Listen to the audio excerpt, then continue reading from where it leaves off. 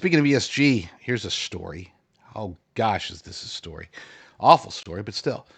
This comes from the post millennial Hayden Cunningham over there. Uber, Lyft to stop service in Minneapolis after City Council passes wage requirements for rideshare companies, as is always the case. Okay, 100% of the time, folks, when you've got these wokesters, when you've got these Democrats, okay, we won't even go into radicalism, just your average Democrats. They're trying to help the little guy. Invariably, it does the opposite. We're seeing it in California with the minimum wage requirements here for fast food joints. They're already closing. I mean, they were closing on day one, which is crazy. Now you've got Minneapolis, another woke city, um, trying to trying to solve a problem that didn't exist. Okay, what is the minimum wage or what should be the minimum wage for an Uber or Lyft driver? Zero. If people should be able to choose. I want to be an Uber driver. This is how much I'll make. Okay, I can accept that or not. Lyft driver, I can do it. I can make money or not. That's a choice. Once you start making it to where, okay, so now we're going to put a wage requirement to help the Uber and Lyft drivers. Well, Uber and Lyft say, well, no, we can't do that. So now nobody has a choice. Sorry, Mr. Uber driver. Sorry, Mr. Lyft driver. You were making money. You were happy with your job. But thanks to Minneapolis, you can't. You can't be happy. You can't work. You're going to have to move to California and get a job at a fast food joint or something and pay those prices. According to the article, again by Hayden Cunningham, Minneapolis City Council recently voted to enforce a wage requirement for ride-sharing companies like Uber and Lyft within city limits, a move that has prompted both companies to announce their plans to cease operation in the city once the ordinance takes effect on May 1st. I laugh, but there's nothing funny at all about this. It's just, I mean, they knew it was coming. Okay. Any Democrat who pretends like, oh my gosh, we didn't see that one coming, they're either stupid or they're lying or both. That's it. Okay. Okay. So if you are a Minneapolis City Council member, are you stupid or are you a liar? Because if you say by any means, if you didn't see this is the result of your actions, then you're one or the other or both. Period. Okay. And it's probably both. Let's face it.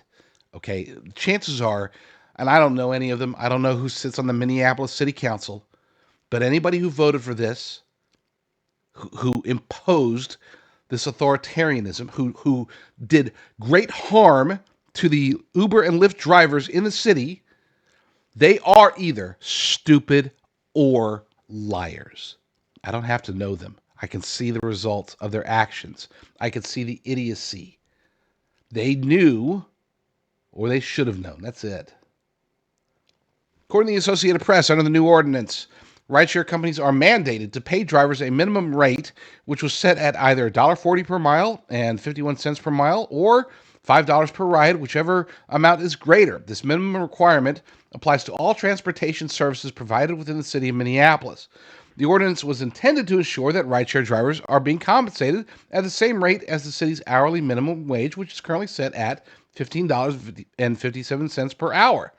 Jamal Osman, the city councilman who co-authored the ordinance, emphasized the importance of this while also highlighting how a large number of drivers are immigrants from Africa.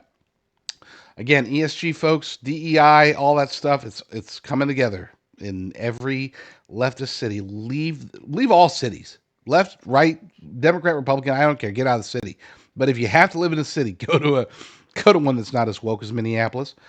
Here's a quote from Jamal Osman. Drivers are human beings with families, and they deserve dignified minimum wages like all other workers.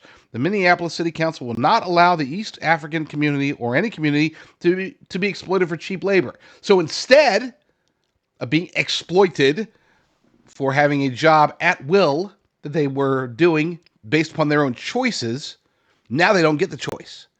Thanks to Minneapolis' city council, they don't have that choice. They cannot be an Uber or a Lyft driver after May 1st because Uber and Lyft said, hey, we're not here. We're running a business. We're not here to lose money for the sake of your wokeness.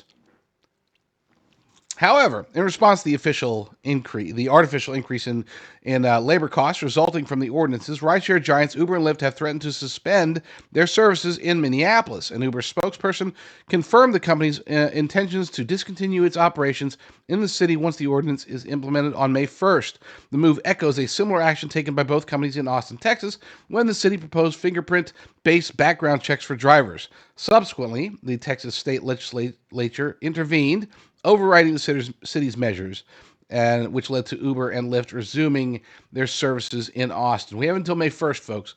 Not we. I don't live there, but if you're in Minneapolis, you have until May 1st to tell your city council members, and don't just tell them, just ask them, are you an idiot or are you a liar?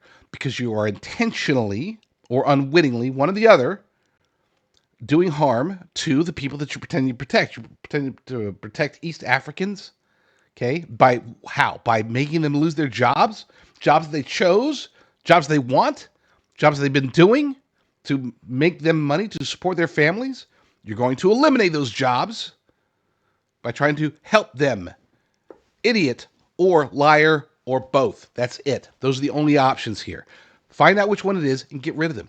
Just, if you're living in that city, either get rid of your elected officials, the idiots, which is all of them, or get out of the city. And it might be impossible. Maybe Minneapolis is just gone. Maybe it's too late. There is no hope. There's no taking it back. There's no making it sane again. Maybe, I don't know. Maybe it's just over.